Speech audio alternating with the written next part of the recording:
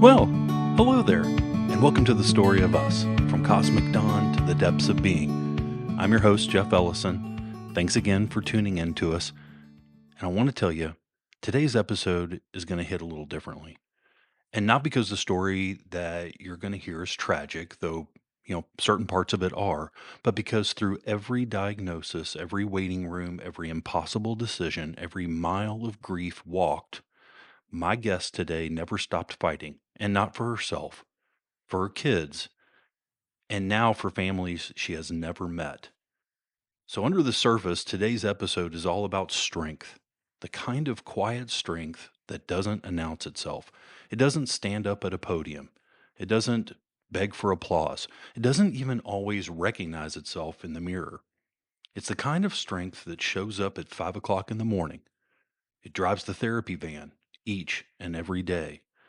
And it sits in hospital waiting rooms with a toddler on one hip and a newborn in the other, and a diagnosis it never expected, and a grief it hadn't had time to process. It does what's required. And then the next thing after, and then the next thing after that. And when someone asks how it does all of this, it just looks back at you a little confused and says, I don't know. I don't know that I'm strong. I just had to be. Now, that's this kind of strength I want to talk about today. My guest is Shannon Carmichael Crawford, Louisville girl, born and raised, Sacred Heart High School swimmer who broke an Olympian's record at the age of 15 and held it for 13 years. UK grad, go Big Blue. Former elementary school teacher who loved every kid who walked through her door. And a woman who built the kind of deep, ride or die friendships that most people only dream about. She married Scott Crawford. Funny, fearless, no filter Scott. He was her everything. Together, they had two kids, Caitlin, her curly-headed angel, theatrical and joyful and quietly stronger than she even knows, and Chase, her Chasey bear, who arrived 22 months later and brought with him a journey that would reshape every corner of Shannon's world. Chase was diagnosed with profound autism, a designation that means 24/7 care for life. And he's living this in a state that was spending $14 million a year sending families like hers somewhere else because it simply hadn't built what they needed for them here at home. And then, while navigating all that, Shannon lost Scott to stage 4 colon cancer. 10 months after diagnosis, he was 45 years old. A profoundly autistic son, a daughter who needed her mom, a husband she was losing, a system that wasn't built to support her. Most people would have crumbled under any single one of those circumstances, but Shannon picked up every single one of those burdens and kept walking. I also want to take a moment for someone who wasn't in the room with us for that conversation, but who belongs in this story because somewhere along the road, through all the loss and the slow rebuilding of life, Shannon found love again. A man, also named Scott, who saw everything she was carrying and didn't look away, who showed up, who stayed, whose quiet, steady presence has been its own act of heroism. That deserves to be said out loud. Now, this conversation will stay with you, so share it. Send it to someone who needs it. Visit our website, subscribe to our free blog, find us on YouTube and across social media. Help us lift up Shannon and moms just like her. Because stories like Shannon's only create change when they travel. And you're how they travel. There's nothing fiercer than a mother's love. Today, you're going to hear exactly what that means. This is the story of us. I hope you enjoy it.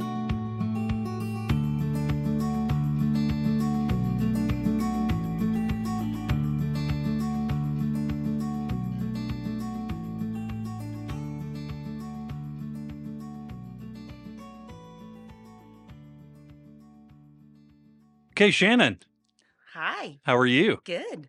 I'm so glad we did this. I think you were my very first fan. I think we put out one of our first two episodes, and I got a call from Jessica's mom. I was like, Shannon just loves your show. She wants to be on your show. And it took us a while to make it happen, but I'm Yes. so glad we did. If anything else, just a wonderful excuse to have some dinner Absolutely. and catch up. But so let's jump in. We have a lot to talk about here. Shannon, Yes. before we get into the fight you've been waging on behalf of Chase and families just like yours, Mhm. tell us who you are at your core, not the caregiver, not the advocate, Yes. just Shannon, just you. Okay. So tell us your story. Okay. So I'll give you a little bit of background. So, born and raised in Louisville, Kentucky. My parents, Ron and Lynn Carmichael. Um, Very close knit family. I have an older brother, Chris, and a younger sister, Megan.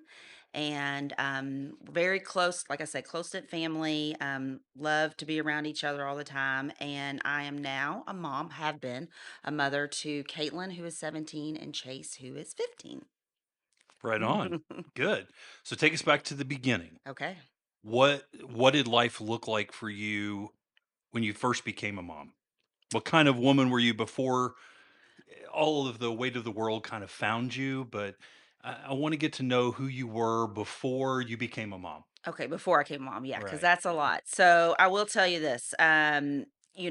I'm very blessed to have grown up in a very with a family with loving parents, and it's kind of ironic. I go back because when my mom and dad met, my dad lived in Casey County, Kentucky, and it was funny that my dad ended up moving to Louisville to work for his cousin Jimmy, because all of us may have ended up growing up in Casey County, Kentucky, which is a special, wonderful place, just I can't picture that. a little smaller than Louisville. Yeah.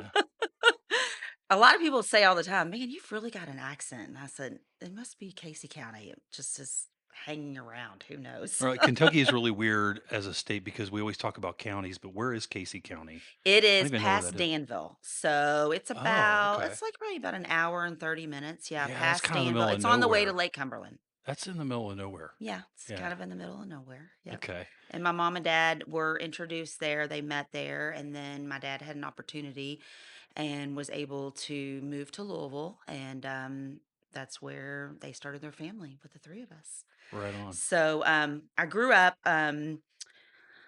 First home was kind of near Butyl area. We lived on a dead end street. Lord, we did it all. My mom was outside frying eggs on the thing. My brother was rafting in the creek at the end. We were all hanging out on this dead end street, RJ Lane. That was the place where we grew up. Very close knit. My big brother Chris is 3 years older than me, and Megan is 4 years. So I'm the middle child.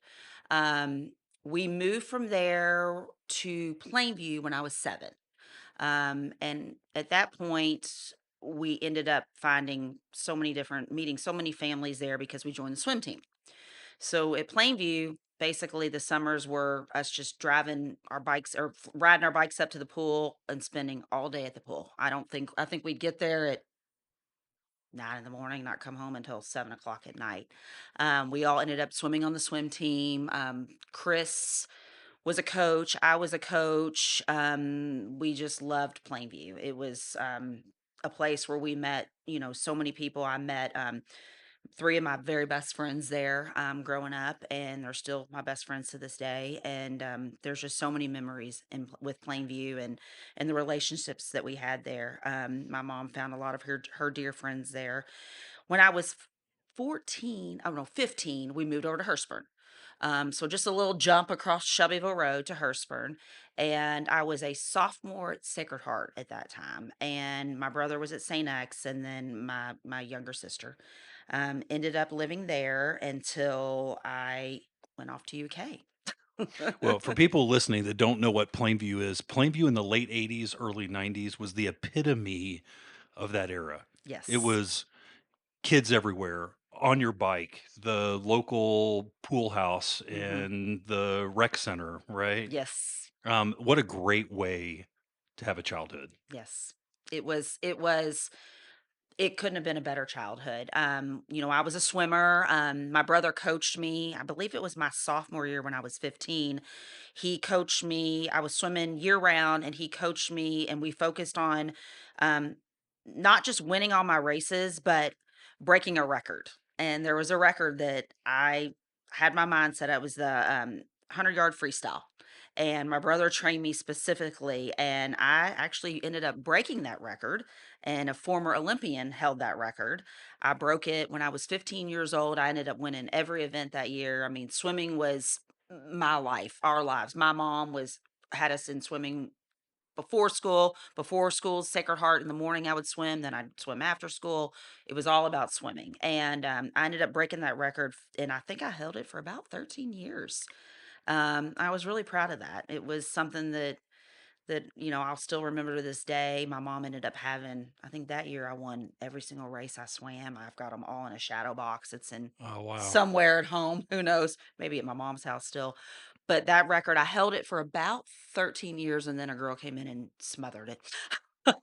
That's what record tends to happen to records, Yes, is that someone yes, comes along and breaks it. yes. But for those 13 years, Yes. you were on top of the hill. Exactly. So that was a huge win. And, I kind of attribute a lot of that to my Plainview days. I ended up swimming 1 year when I swam for Plainview. I decided not to swim in the summer. I ended up doing long course for Plantation because I really wanted, I think that was my freshman year because I really wanted to come back and break that record and do that. And, Plainview brought so many people into my life. I mean, tons of us to this day, so many friends that are such a part of my support system came from Plainview. So there's nothing I can say bad about it. Man, I It's a just very special hope place. somewhere out there is a Plainview type place still around. Yeah, I think that's something that kids these days are missing. Is that experience, the connections absolutely. that you made, riding your bike until the sun, you hear all the stories, but it was true. Hmm. You rode your bike till the lights came on and Hmm. on the street, and you better get your butt home pretty quickly. But otherwise, you weren't on a phone. Mm-mm. You were running around, making connections, probably doing stuff you shouldn't have done. But Mm. yeah, I just, I think that's something that all kids these days probably are missing and don't even know what they're missing. I think that one of the biggest things about it, I can smell the chlorine. We literally, I mean, my mom, I mean, she had every shampoo. She would try to strip the chlorine from my hair, my sister's hair. I mean, chlorine, we all smelled like chlorine. We just lived in the pool. And, we were lifeguards, coaches, swim coaches, swimming.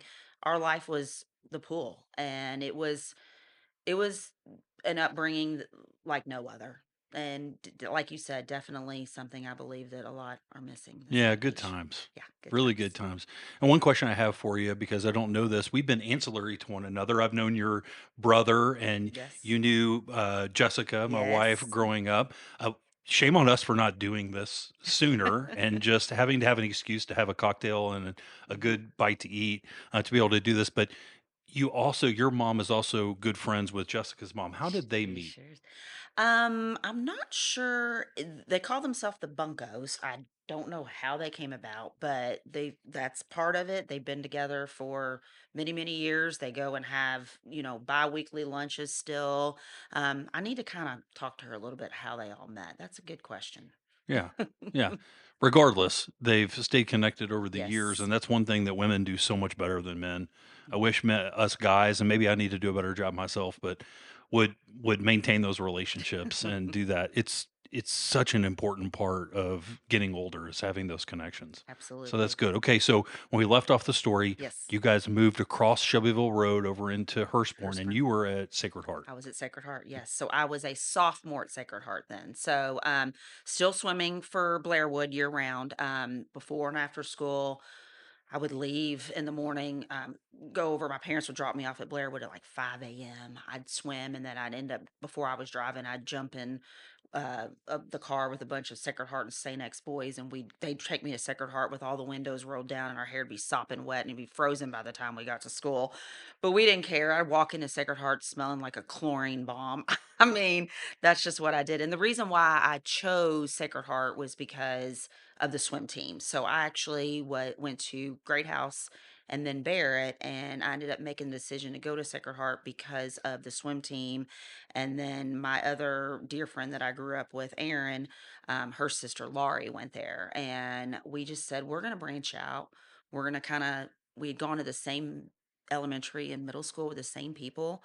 So when I went to Sacred Heart, I knew Erin and her big sister, and that was it. I knew nobody else. So it was a challenge. Like I didn't know what I was walking into, but Sacred Heart brought, I mean, even more of some of my very dear friends. So you want to do a 100-yard freestyle sometime soon? So, I sure. When's the last time you were in a pool? Oh gosh. like swimming a lap. Sometimes in the summer in my pool, I'll do like one lap and then I can't breathe by the end of the other end. So it's been a while. I do know, I think after I had my kids, my sister and I went on, we decided we were going to start swimming again. We ended up going down to Mary T, and I was so out of breath, so out of shape. I didn't realize how hard it was. Yeah. The endurance, Lord. And I swam year round. I swam the 500, the 1,000, and the mile. So I was a Oh, long distance wow. swimmer. Yeah, I was an endurance swimmer. So Yeah. I did short course in the summer to do sprints, but I actually specialized more in long distance. I could pace better, and I was just better at it. Well, Yeah. Mary T. Yeah, I have always been into sports and Hmm. exercising, and I started getting some back pain, and so I decided that had done triathlons in the past. I Hmm. was going to get back in the pool because it was so good for me, and I Hmm. was really consistent with going to Mary T until I showed up one day and I went to pay my little fee. I gave the lady my $10 bill, and she handed me back a five, and I knew it was $8. And I said, you gave me too much change. And she said, oh no, the seniors are $5. And yeah, I haven't been back to Mary T yet. Oh, Lord. That's a crock of shit. That's a good one, Lady, Jeff. how old do you think I am? Come on. Okay. All right. So from Sacred Heart, you ended up Yes. going to college at University of Kentucky. Yes. So I chose UK. I would say probably my brother was there. My big brother was there. He was a Sigma Chi. And I mean, I was a diehard UK fan. I mean, to the, Was? well, I'll get to that in Okay. a All little right. All right. bit. Literally, like blue nails, everything UK. Just always growing up, I was always a diehard UK fan. And I think when I got to UK, I graduated in 95. So we were in the epitome of it. I mean, my freshman year, we won the national Yeah, championship we did. under coach, who's please take the Johnnies back this year. That's right. We've all been cheering for Yeah, him. go Johnnies. And then sophomore year, we ended up going and we lost to Arizona. That was tough. And then junior year with Tubby Smith, we came in and won. So my college experience at UK was unlike most people never get to go through that. I mean, we were on the corner of Euclid and Waller my freshman year. They're climbing the by Steak Fest. They're climbing the light post. My brother had a house a couple doors down. You couldn't even see a inch of grass in his yard. I mean, people everywhere. Couches were being lit on fire. The normal. Shannon, I was there. I know you were there. I was on that balcony right there on that street DJing. Oh, okay. And we had set up some DJ equipment, and we were just watching people turn cars over, and it was fun. Mm-hmm. Right? What a great time to be at the University of Kentucky. It was the 4 years there were like no other, and I think that, I had my brother there my freshman year, then he graduated. Just having him there, I mean, he was very protective of me. He watched over me. I mean, he was a Sigma Chi. He was very like, "Oh, nobody's gonna take you to a date party," very protective, but I I knew was the very Sigma l Chi's when I was there. He was doing yes. you a favor. Yes. He was, but he was very protective of me and all my friends. And it was he actually moved me into my dorm ironically because my parents were traveling with Kentucky basketball at the time. And my mom to this day is like, "Oh, was that awful that I did that?" And I'm like, "It's okay." That's what big brothers are for. Because him and all his fraternity brothers helped move me into my dorm with my best friend Stephanie, and it's all Oh, good. they were tripping over each other to, Yeah. to help you. Trust me, it wasn't. They weren't being put out by that. Yeah. There's no way. Yeah. So anyway, so my years at there, I mean, the same girls, and I'll back it up just a little bit. What the interesting part is, just to kind of go from my girlfriend standpoint. So, I grew up with Aaron, Christina, and Mary Kay. My dear friends from Sacred Heart, Plainview days, and then ironically, my senior year at Sacred Heart, I didn't have a roommate, and I knew that Christina was a year younger than us, and I knew that Aaron and Mary Kay were going to live together, and I was like, oh gosh, I don't have a roommate. Who's my roommate going to be? And we're in the back where now it's Horton Field. Now it used to be our parking lot. And next thing I know, this car whips in and it's my best friend Stephanie. And I'm like, my friend, I didn't know who she was. And I'm like, oh, who is she? And she comes rip roaring in. She knew some other girls. And next thing I know, she's like, "Well, I don't have a roommate." I'm like, "I don't have a roommate." She went to Assumption, the trader school back then. We called that the trader school. We're like, "Oh, golly." So we ended up rooming together. And ironically, we lived together until she got engaged to her husband almost every year, but maybe 2 years. Oh, It was wow. crazy. Yeah. Yeah. And then we always had Aaron and Mary Kay and Christina. Like, we have a friendship connection like no other. And that all kind of I go back to my days in Plainview that I was able to get that and have that. And then Stephanie came along and she joined right in. And you know, they're my ride or dies. They're my everything, and they've helped me through so many parts of this journey. So I just wanted to add that. Yeah, I'm glad you did. Yeah, I'm glad you did.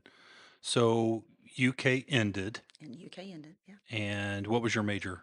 So I decided to do hospitality management, and the reason why I chose that is because I love event planning. I'm very OCD when it comes to that. I was like, I want to be an event planner. I want to be a wedding planner. This is what I want to do. I mean, I felt like I was always the one that was always trying to get everybody together and plan parties and do that, do certain things. And so I was like, I'm going to do hospitality management. So I graduated from UK, ended up, I interned with Papa John's for a little bit and did some of their event planning there. And then I went on to, I think I went into the Hyatt downtown. And at that particular point, I think it was like like in between, they had me kind of more behind the desk. And I was like, I am not a behind the desk Yeah, that person. didn't Like strike me as something this that is you'd want to not do. me. I cannot sit behind a desk all day. I'm miserable. And then I was like, well, maybe I can continue to do that and then plan weddings on, on the side. Then I was like, wait, weddings are on the weekend. I don't want to work on the weekend. I was like, what am I thinking? So I said, Dad, before that, to back it up, I was elementary ed prior to being hospitality management. So at that point, I said, Dad, I want to go back to get my master's in teaching and I want to do elementary education. And I loved kids. I always nannied. I was around kids all the time. Kids made me happy. I loved never knowing what was going to come out of their mouth, what they were going to say. They warmed that part of my heart. So I said, Dad, I'm gonna go back and get my master's if it's okay, because I may need a little bit of help. And in the meantime, I'll wait tables on the side. So I went back and I think I got my master's at Spalding in about a year and a half, and then became a fully certified with my master's teacher. What'd you do with that? So I decided that I was going to teach elementary school. So I ended up doing some subbing for a while. And around this time, that would probably push me into my early 20s, before 25. Um, I ended up doing that. And then around that time, I met Scott. But I was like, I want to be a teacher. This is what I want to do. And I ended up teaching elementary school. I did student teaching in Oldham County, and then I taught elementary school in Oldham County for 4 years. So a first God and bless second, you. a 1-2 split. So first and second grade combined, and boy, they were spicy. Yeah. Yeah. They were spicy, but they were adorable. I mean, my love for them and just every day them coming in and being able to rely on me and know that I was going to try to do the best I could. And it wasn't the easiest. My first year was not that bad. My second was I had some little boys that they were a little tough there for a while. But overall, my teaching experience was, I loved it. Now, you mentioned your husband, Scott. Tell Yes. me how you guys met. Okay. So we met, my best friend Christina was getting married to one of his fraternity brothers. So I'm going to go by him as Scotty. So Scotty was an SA at UK, but he graduated the year before my brother. He was he's 5 years older than me. So Scotty was out before I even got in. So I was in Christina's wedding as a bridesmaid and we went to the wedding and I remember at that point, like some of the girls were settling down, and I was like, "Oh gosh." And when I was at UK, I never had a serious boyfriend. I had a high school sweetheart, but I never had a serious boyfriend. I just was go with the flow. I wanted to hang out with my guy friends, my girlfriends. I never really wanted anything like that at all. And we were at the wedding. I didn't meet him at the wedding. That night, we ended up going to right by, where they serve the fish bowls down on Baxter and all that. Have a Nice Day Cafe. Yes, That's a blast from the past. but it was next Yeah. door, it was Martini's, the bar Martini's, so we went next door, and Christina's brother, Nick, was like, "Shannon, you gotta meet Scott Crawford," and I was like, "Oh, okay." So, we'd gone through the wedding, I was a bridesmaid, he was in the wedding, we had had some cocktails, and next thing I know, we're talking, but before that, he proceeded to do a back handspring in the middle of the bar. Wait, like a back handspring. Was he a Yes. gymnast? Or he No, just this was no, his he bar was a trick. wrestler, he, played football, and, he told me at one point he did no, he did, pole jumping. Yeah, No, but what he what a did. great trick to pick up chicks at a bar to be Yeah, able to do a backflip or a back he did a handspring. back Yeah. handspring. It almost looked like a backflip. I don't know what it was, but it was a back handspring in the middle of the bar, and I was like, "Oh, who's that?" It worked. It worked. So at that time, he lived in Arizona. So I was in Kentucky. He lived in Arizona. I was student teaching, working towards, becoming a teacher. And he got my number. He flew back to Arizona. And I was like, oh, I don't know how this is going to transpire. So about 3 weeks later, and my dad had to put a lot of trust in me and him. About 3 or 4 weeks later, he had a conference out in Carlsbad, San Diego area. I'd never been there before. And he's like, I want you to fly you out to be my date. Because everybody had dates. And I was like, oh Lord, I don't know about all this. Like, Oh, that's a lot. I remember like my dad's like, here's my credit card, but ironically, we knew he and I had mutual friends. My brother actually knew him. Okay. And then, like I said, he was fraternity brother of Christina's husband, Kenny. So there was a mutual connection there. So we knew it. So it wasn't like Wasn't I just a was just stranger doing I backflips in a wasn't bar, yes, I right? Yeah. wasn't just going across the country, yeah, to do this. So, with that being said, we ended up, I went out there and had the time of my life with him. Met so many different people. It could not. I mean, he was the life of the party. I was the life of the party. We just had so much fun together. So we came home, and then he came in for Derby and Oaks a couple weeks later. We hung out, and we just kind of we made it work from a long distance standpoint. I went out to Arizona. Wow, gorgeous. He lived right near Camelback, Ooh. and condominiums right there. He took me out in Scottsdale. We did the lazy river that we went down, the Salt River, I think is what they called. I didn't hike Camelback that time. I did after that. But I got to experience that side of the country that I knew nothing about. I mean, I'm a more of a bluegrass Florida East Coast girl, so Right. I didn't know a lot about it. So he was there for about a year, and then we were kind of back and forth a lot. He had a flexible job. He worked in annuities and some money planning that he was able to take that flight on Friday and then come visit and then go back on Monday. We just kind of figured it out. And then he relocated to Hendersonville, Tennessee. So he got closer. So I remember that day he was like, I'm coming closer.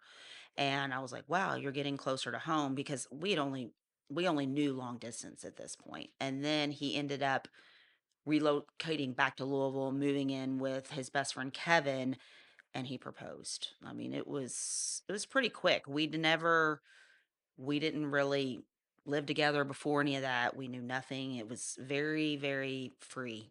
I mean, Just listening to it, if you summarize the highlights of that story, it's like it's almost could be one of those what I think are terrible Hallmark movies that my wife watches all the time. I mean, really cool stuff. yeah, yeah. So we ended up moving back, and then oh gosh, I think that was we dated about a year and a half, and then he proposed, and we were engaged for about a year and a half, and he won my dad over. It's important. Yeah, he won my dad over. So Well, it sounds like he probably didn't have to work too hard on Chris, but that was important too. yes, yeah, Yeah. he's Scotty. I mean, some of the stories that we talk about him all the time. He just is such a special, fun, loving, and just he also had what we call no filter. You never knew what was going to come out of his mouth. We all know somebody like that. No filter. Yeah, that's good. Yeah. Now, how long were you guys married before you had Chase? So we married when I was 28 in '05, and so he was 5 years older than me, and then we had Caitlin 3 years. I was 31, 3 years after that, so we had to go through some fertility, we had some struggles with her, had her, and I thought, "Well, we're gonna have to go through all this again." Well, Caitlin was 14 months old, and surprise, I found out I was pregnant with Chase. Oh, okay. That was a very big surprise because after 3 years of traveling back and forth to Cincinnati to see a fertility specialist to try to have a Sure. child, it was, it was very trying. I will tell you that was probably the first initial part of my life that was the hardest because like you can tell from my upbringing, I mean, I had it. My mom made dinner for us every night. I had a really an awesome upbringing. So the challenges of infertility, I would say, is the very first, like, oh my gosh, I'm not in control.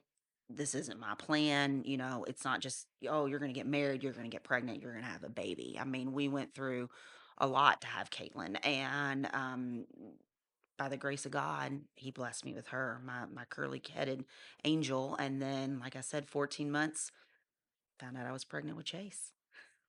We were pretty close to that too. Yeah. It was a different experience finding out the second time. It definitely Yeah, was. mine are 22 months apart. So Yeah. exactly 22 months apart. Mine are 1 year and 2 weeks. Yeah. Yeah. And stuff. Yeah. So tell me a little bit more about, let's talk about Caitlin. I want to Okay. talk about Caitlin a little Yeah. bit. What's she like? What's Caitlin love? Oh my gosh, my curly Q.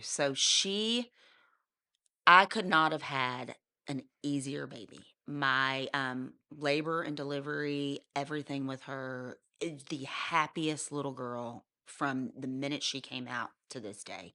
She was funny when she was born. So I had gestational diabetes. So I thought I was going to have this big, huge baby. And she was born December 8th. So it's Thanksgiving. They're doing ultrasounds on me every week. And they're like, I'm like, oh, great. It's Thanksgiving. My family makes the best desserts, carbs. I can't eat any of them. I'm like sitting there with green beans, a piece of turkey, and like a sugar-free pudding because that was all I could have. And they were monitoring her. They're like, "Oh man, you may have a 9 pound baby, a big baby." She was born. She was 6'4". She was a little bitty Wow. teeny thing. My mom had to go out and buy a preemie outfit for her when we left the hospital because she looked like this little bird. She came out and she had hair kind of like on the back of her head, but that was it. She, I mean, I don't think she ever cried. I mean, she very rarely cried. She just smiled all the time. Watching her hair grow in was probably the funniest. We called her Terry Bradshaw there for a while because she had all this hair around the back and then completely bald on top. The next thing I know, these curls come out of nowhere, which not me. She got all that from her dad. Crazy curly hair. Um, we traveled a lot with her. My mom and I, my parents at the time, we'd go down to longboats, travel with her. She everything she do just would make you laugh. She very theatrical. She loved Shirley Temple. We were always listening to Shirley Temple. She was singing Shirley Temple stuff. She loved instruments. My mom would think of any excuse to buy her an instrument. She bought her a banjo one year. I'm like, well, what are we Oh, gonna do with the thanks, band? Mom. What are we gonna do with the banjo? She played the ukulele. Very musical. Very. She was like a little, as a little girl. You know, lived in a little dollhouse bed, princesses dressed up, would ride her bike down to my mom and dad in all of her princess dresses. I mean, that's what she lived in. She was so happy, so theatrical, um, never just loved life, loved it. And even with Chase, when Chase was born, you know, like I said, they're 22 months apart. She loved him. She would hug him so tight, it was like she's choking him. I mean, I have pictures of him looking like he's choking. She's hugging him so tight.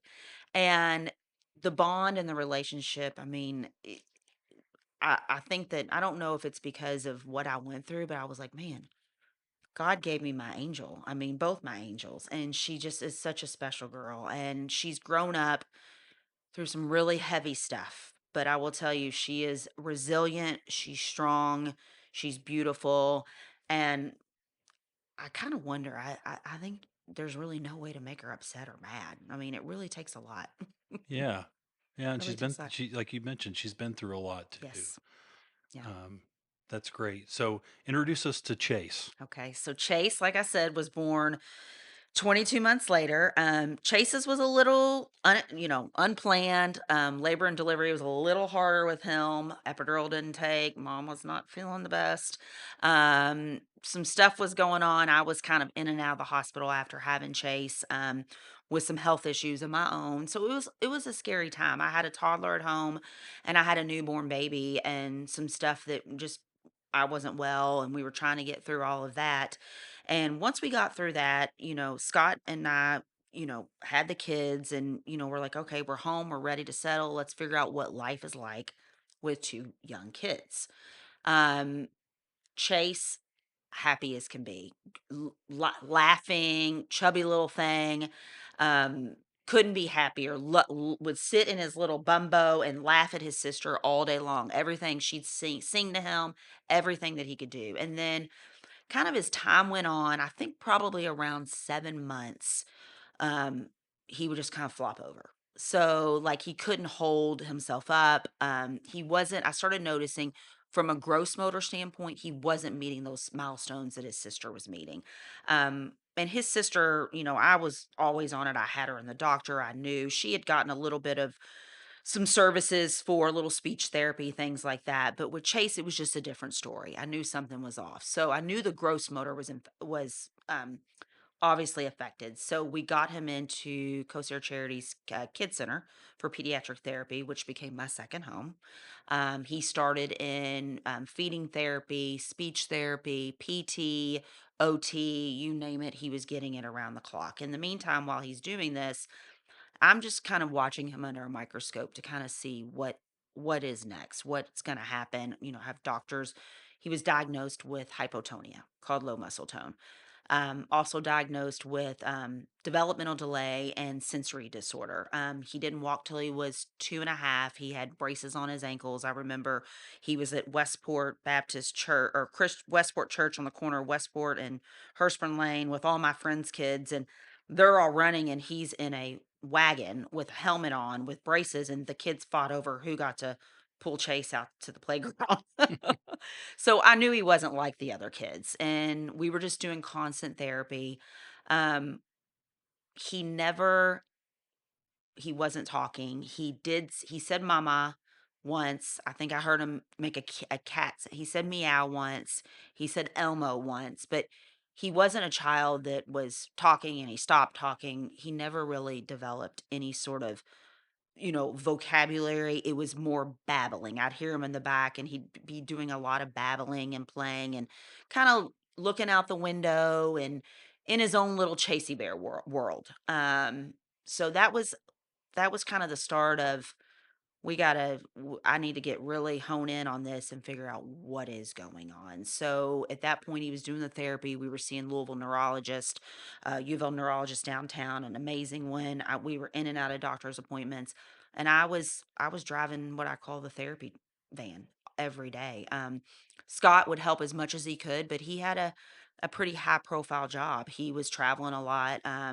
He was in annuities and then he got into real estate investment and he was, covering multi-state territory. His company was out of New York City. So we were doing the best we could. Kids were 1 and 3 at that time. I think that was when I said I can't do this anymore. We relocated from Woodmont to the home 2 doors down from my mom and dad because I just needed more help. Sure. Needed more help driving to figure out what was next. Yeah. Hearing this story, and when I talk to mothers, it's amazing to me that when your first child is born, it's almost like that previous version of yourself dissolves immediately and you're no longer Shannon. Hmm. You're now Caitlin and Chase's mom. Hmm. The other thing that I think about as being a parent for the first time is no one gives you the rule book. No one teaches you what you're supposed to do. Explain to me how difficult that portion of the journey was with Chase, because on top of learning how to be a mom, you're also learning about new diagnosis that you didn't know about and navigating the healthcare system and doing all of those things. Can you speak a little bit to that?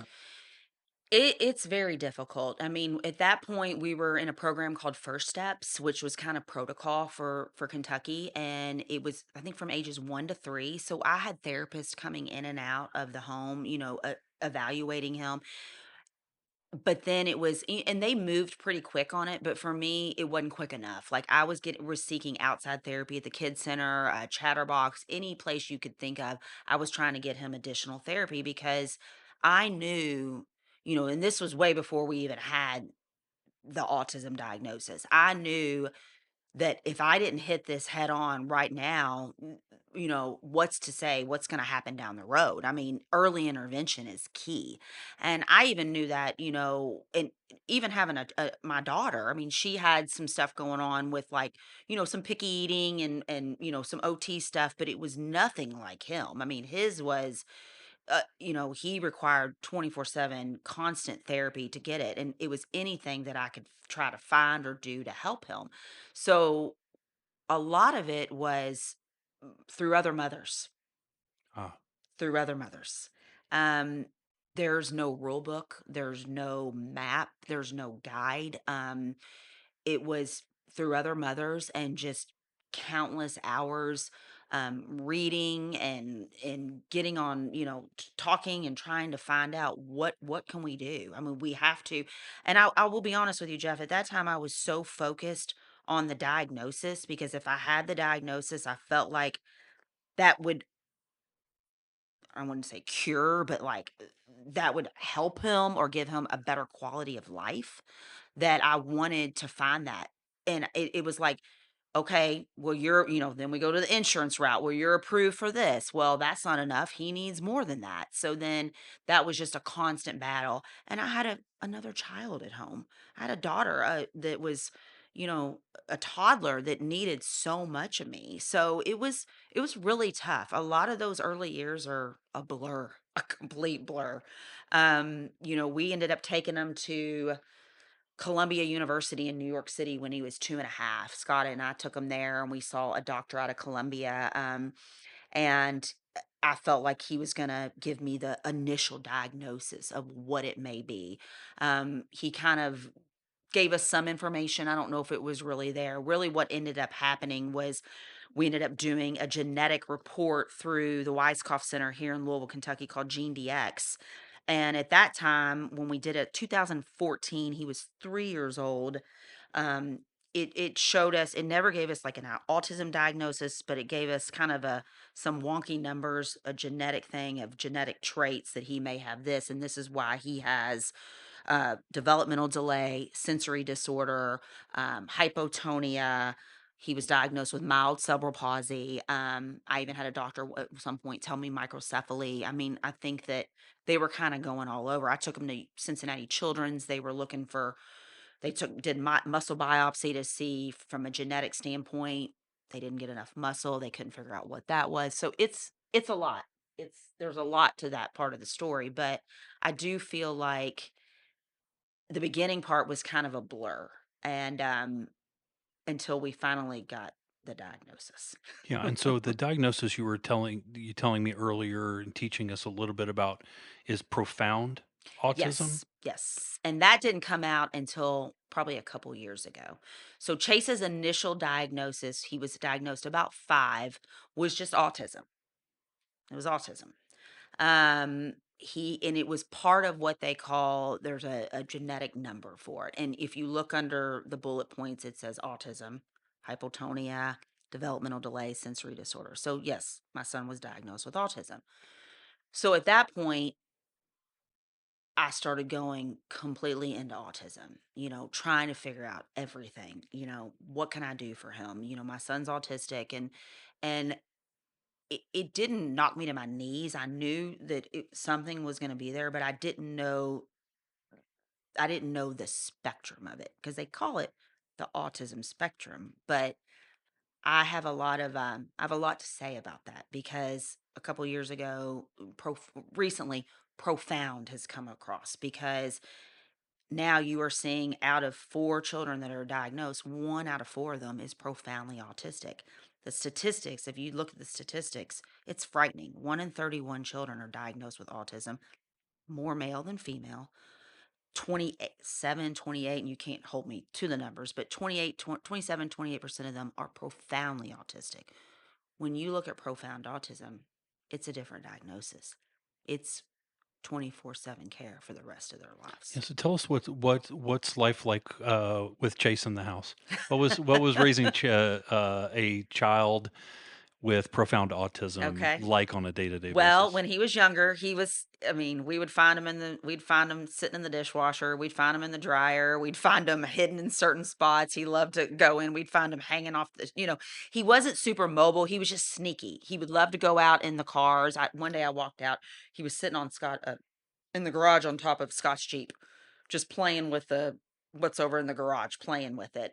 You really at that point, I think I got to the point where I was like, I can't take my eyes off of him because you don't know what's going to happen. So very, very active, very active. We spent a lot of times water obsessed. I mean, anytime around water, if the sink's on, he's over there. He's got the sprayer. He's a water bug like no other. He required constant supervision. And at that point, I think around he was in the we never sent him to a public school. He was at friends school for a while. They did a great job, but then I knew probably I moved him I think when he was 5 years old to the Bluegrass Center for Autism where when he was diagnosed that I knew he needed at least 30.5 hours a week during the day of the where he was getting those therapies and they were able to work with him on these behaviors and these skills to try to calm him down or get him where he needs to be so that's not so chaotic in my home. Shannon, anybody who knows you knows doesn't need proof that you are one of the toughest humans on the planet, that you're very resilient. Um, so at some point here in the story, you lost your husband, Mhm. Scott. Yes. Do you mind sharing a little bit about that? Yes, I will. So that was in 2017. So I would say we were 17. It was right after Chase was diagnosed in 16. It's a blur, but during that time, it was chaotic. I mean, we had both the kids. He was traveling a lot. He was working a lot. He was taking care of himself the best he could, but he had a lot on his plate. We have a son with autism that is going to require care for the rest of his life. And I think Scotty at that point was just like, I got to go out. I got to make money. I got to do the best I can because at this point, we were on a wait list to get on a waiver for the state of Kentucky that was years long. I mean, Chase was 4,800 deep on this wait list, and all therapy was out of pocket. Everything was out of pocket. I mean, you're Wow. looking at constant therapy. I mean, bills coming in. I mean, no one can do that. None of it covered. None of it covered there. None of it. I mean, we had a little bit here and there, from his insurance, but a lot of it was more private pay or whatever it may be. So he was just going to try to do everything he could to make that money. Well, I started to notice that like he didn't look well. His coloring was off. He threw a 40th birthday for me and that was in 17, a surprise party. And I think around that time was when I could just tell he was kind of yellow. He just didn't look well. I was like something's not right. And kept saying I just don't feel well. I feel like he had low grade fever, like I'm getting sick. I don't know what's going on. I'm like something is not right. And ironically, he had had a colonoscopy early on because cancer runs in his family. He lost his mom to breast cancer. He lost his grandfather to colon cancer at a younger age, but he was on it. He knew what was going on. So by the time it came, he got in. We went through all the doctor's appointments. On April 4th of 17, when they admitted him, they did it. They found a tumor that was in his transverse colon that had cut through the colon wall and it was in his peritoneum and his omentum. So it had broke the colon wall and it was stage 4 at this point. Um, I would say one of the worst days of my life. I mean, I remember sitting in and I walked in and we knew it and the doctor told me, Scott said I have cancer, Shannon, and I knew, the doctor told me on the phone prior to that we found something, but he was kind of waiting and I remember the oncologist came in and he looked at me and he said, "Are you ready to fight? Are you because this is not a a little hill. This is going to be a big hill, and you're going to have to fight really, really, really hard. And I remember looking at Scott, and at that point, I had to let go of everything that I had been through with Chase and all that. I had to say, I'm going to fight for you, and I'm going to do this no matter what I have to do. You're going to beat this, because stage 4 is not a terminal diagnosis. And I want to reiterate that, because there are people walking around stage 4 cancer that have survived. And I just had that in the back of my mind, that this is what I have to do. So he was diagnosed, started straight on chemotherapy. We went full in, genetics, all of that. We had some hiccups there in the medical system there for a while, unfortunately. Um, and then we found out, ironically, that he would benefit from immunotherapy. But by the time he got the immunotherapy, the cancer had progressed so far. He had dwindled down to about 140 pounds. Just, you know, it was really, really tough. I mean, we went to MD Anderson, we went to Vanderbilt, we were going everywhere trying to save him. So, in the end,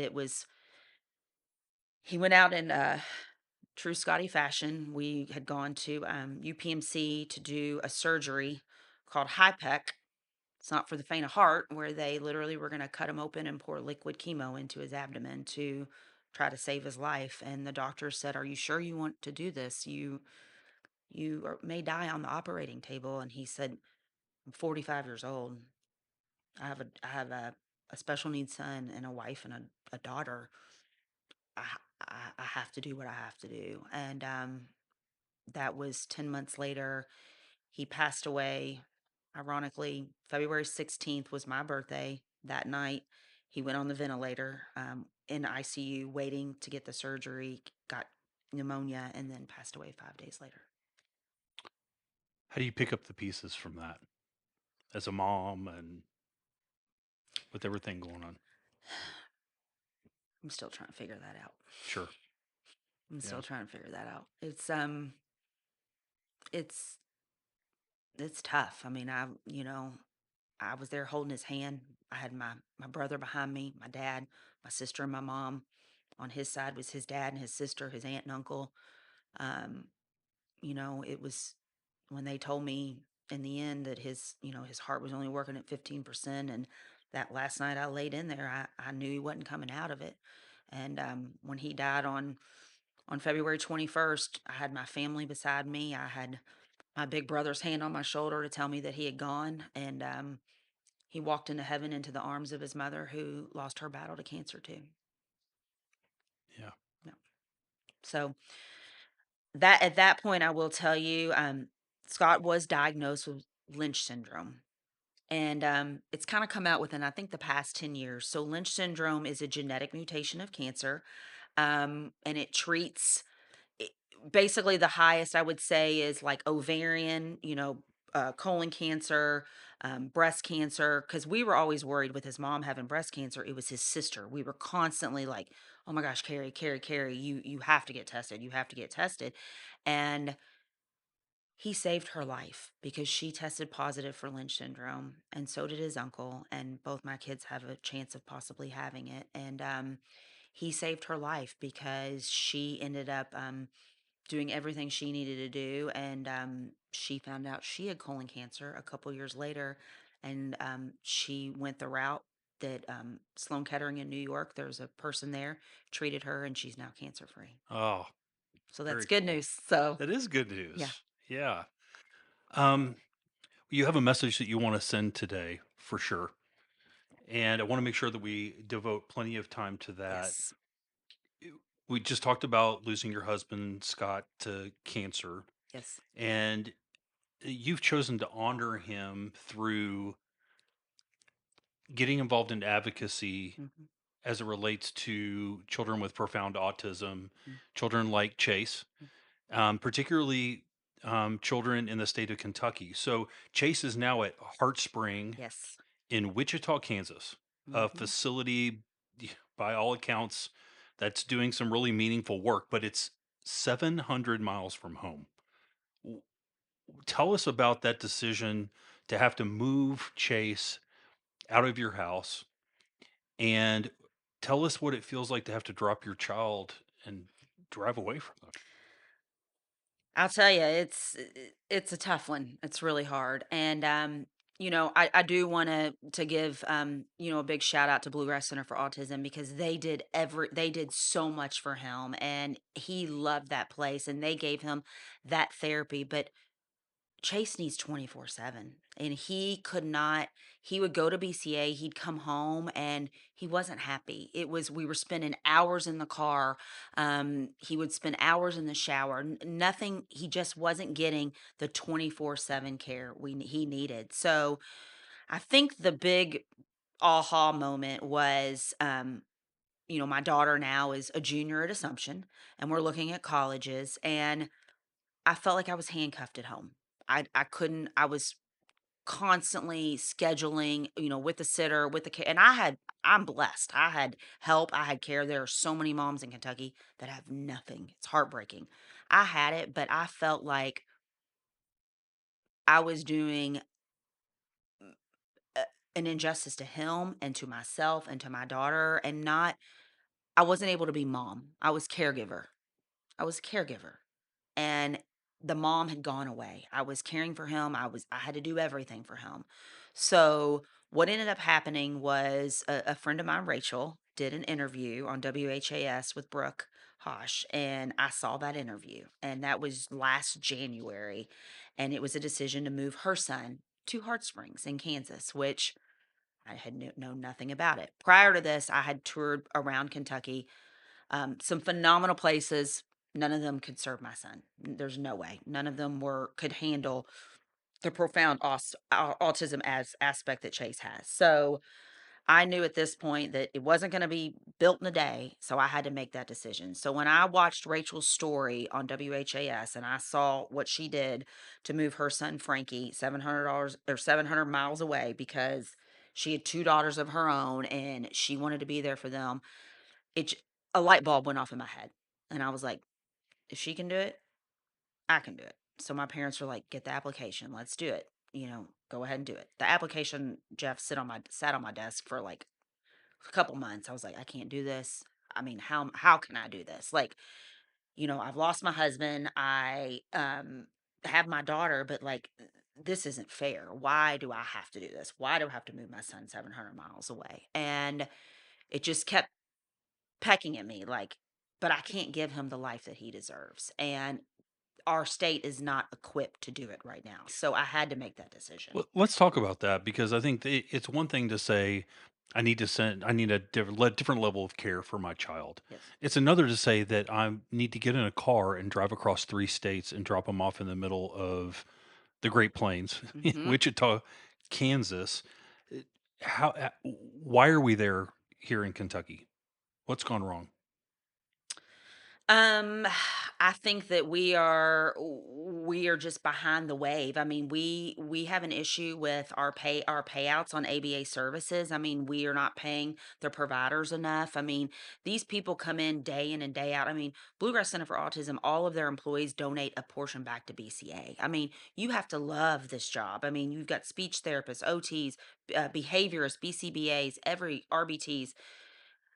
They walk in every day and they have a Chase Crawford who is 5'9", 161 pounds, and if he's doesn't feel well, he can't tell me if he doesn't feel well. We have picture cards for that, but he'll take the book and throw it. I mean, it's like he may have a stomach ache or a headache, and that's probably been the hardest thing for me is having a nonverbal child that may be sick and can't tell me what they want or what they don't want.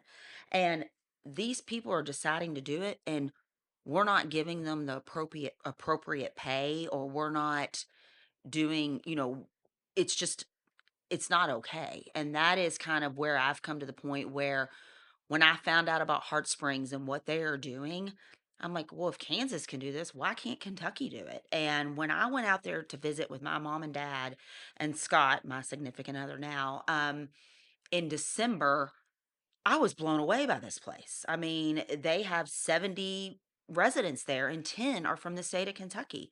Um, I didn't have any bad feeling. I mean, these people love their job. Generations of families work there. His teacher's been there 26 years. in his residential house, G5. I mean, they love my son. And there's no reason that our state can't bring that here. I mean, we have some hurdles to go through, but that's why I'm here to fight along with Rachel and my dear friend Miriam. You've taught me so much. We talked over cocktails and dinner tonight. And here's the part I don't quite understand. Okay. We say Kentucky doesn't have the facilities, nor do we have the workforce. I Mm. think the state's only residential provider, I think, is called Key Assets Kentucky. Mm-hmm. And they cited a workforce shortage as the reason that they haven't expanded. Yes. But Kentucky currently spends an estimated $14 million a year sending profound autistic individuals out of state because there's no residential facility equipped to serve them here in our state. Mm-hmm. That's a lot of money that could be invested in resources here, it seems like to me. Exactly. Yeah. It's a staggering number, and you know it's tough. And Chase is he's my child. He's my baby boy. I didn't sign my rights over to him for anybody else to be his mom. I'm his mom, and I'm going to fight for him. And I'm here to make a change. And thanks to these other two moms that have gone through this before me at Heart Springs. I mean, if I could pick up Heart Springs and drop it in Louisville, Kentucky, it would be the best case scenario. So right now, a big chunk of my heart is in Kansas. But Heart Springs, he will age out at 22. So this is a band-aid. So what happens at 22? That's the big question. So Chase is going to be 16 in October. So this gives me a little bit of a band-aid. So at 22, he can be relocated to another facility somewhere else in the country, or I can fight like hell with my father and my family and my other friends that are going through this and bring our kids back home to Kentucky. And that's what you're doing. That's what I'm doing. Great. What does a state of Kentucky that gets it right? What's that look like to you?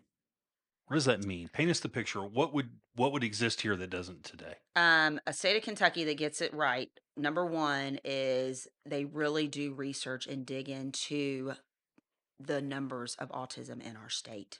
How many exist? How many are we looking at with profound autism? Because the numbers are rising. I mean, this isn't 1 in 50 children. This is 1 in 31 children.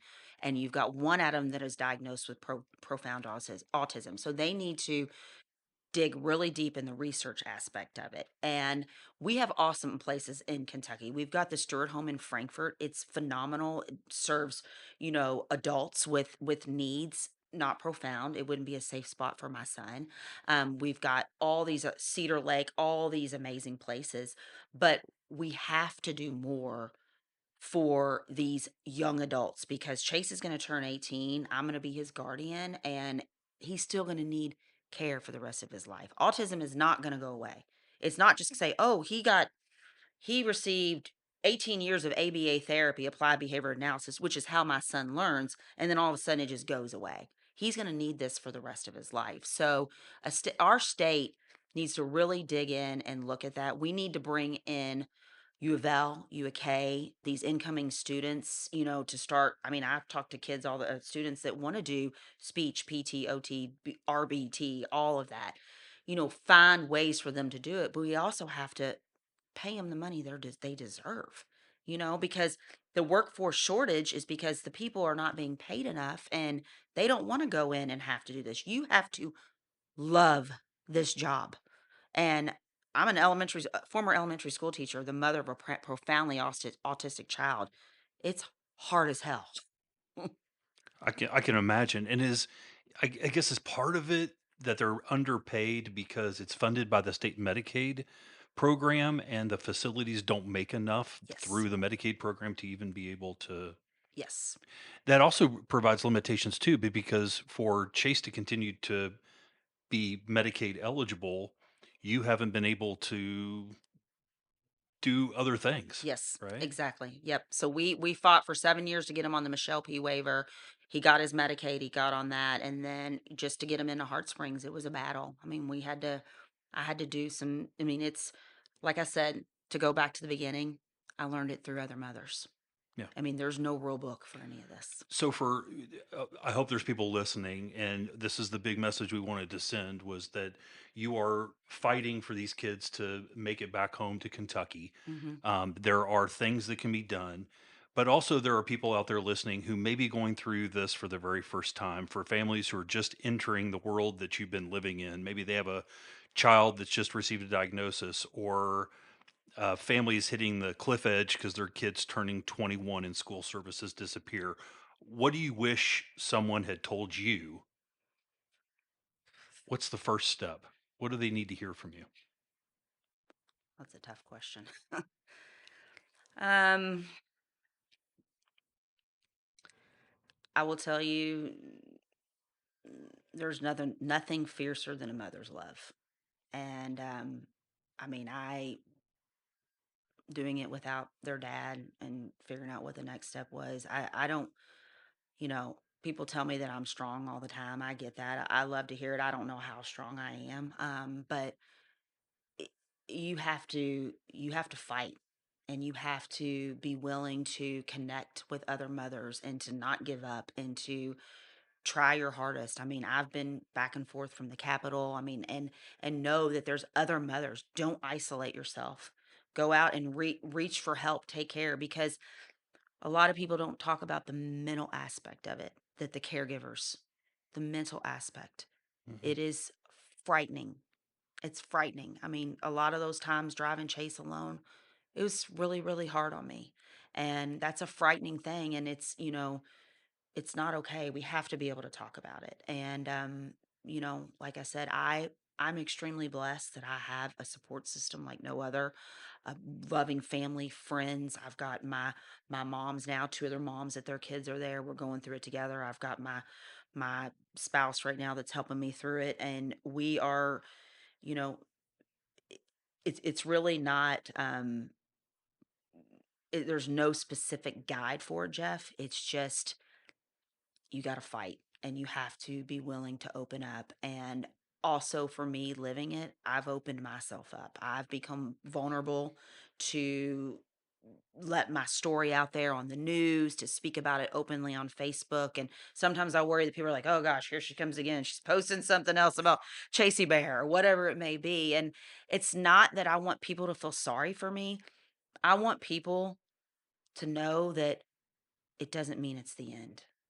You can fight, and you can, there's going to be something for Chase, and my dad and me and some other very, very awesome people are fighting for it, and it's going to happen.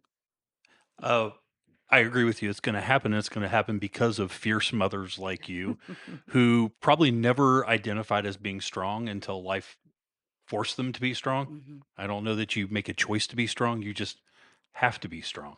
You're right. And I think the thing that resonates with me about what you just said is, and you don't have to be strong alone. Hmm. There are a lot of other people out there that are fighting, and it's a lot easier to be strong in the company of other people Yeah. who are going through what you are going through. But I think it's also important that we talk just briefly before we wrap things up about how important it is for you to find peace Mhm. and moments of joy through all the chaos. Okay. How do you particularly do that? Okay, so I actually, about 2 years ago, before I even moved Chase, so I used to do oil paintings with my mom, and I'm back in the art studio. So I'm painting with her weekly. I love my mom kind of gave me a little bit of an artistic skill there on the side. So I'm doing oil paintings. I just finished one of Chase with bubbles. I spend time doing that. I've got my little fur babies at home. I just learned how to play mahjong. Okay, we can talk. Semi. We can talk. I don't know, but that part. And then I think, just since Chase, I mean, he's only been there, 8 weeks now. We just got back from visiting him. It was awesome, by the way. He already did like 5 new skills Oh, so great. prior to me dropping him off. I'm like, oh my goodness, he's already doing this. Is the time that I'm getting with my daughter right now, Sure. because she is the main reason why I'm standing and I'm fighting, because she shouldn't have to lose her dad. She shouldn't, she's known as what they call the glass child. I don't know if you've ever heard of that before. It's a sibling of a autistic individual. Okay. They're just seen through. They just are kind Hmm. of there on the side. She's way more than that. Yeah. She's my best friend. She's my everything. Yeah. Uh, in this story, not a footnote, but a whole big, beautiful chapter, right? We're Yes. smack dab in the middle of it. Yeah. And it's got to be hard. She, she, she will appreciate hearing this. I'm sure she Mhm. will. Maybe Yeah. it's not this week or the next, but Mhm. yeah, Caitlin, your story matters too. Yes, Yeah, absolutely. for sure. Um, well, we're about out of time. Okay.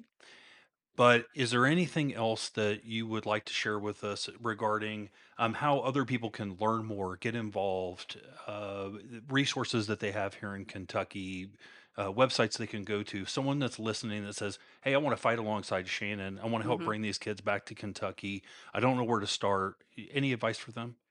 I mean, there's a couple different outlets, different ways you can go. I mean, like I said, if you're kind of in the thick of it with a newly diagnosed, obviously definitely reaching out to Bluegrass Center for Autism. I mean, and then, Cedar Lake is doing some amazing things. A lot of the stuff that I've learned has been on social media, just influencers on social media or websites online. Another huge one that I've relied on a lot in the beginning was Taka, which is a website that deals a lot with autism.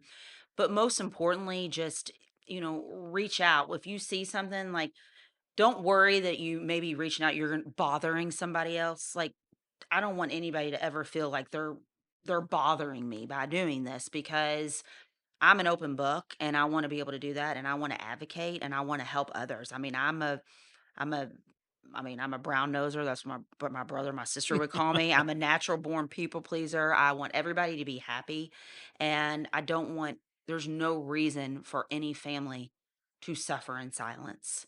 And there's been situations where you can be in crisis, and just know that it's not the end of the world, that there's people out there to listen. Yeah, well, if you're out there listening, you want to connect, we can connect maybe off of either Shannon's Facebook profile or mine, and we can Yes, make sure we get you connected into a group or to somebody else. But yeah, let's absolutely. not suffer in silence or suffer alone.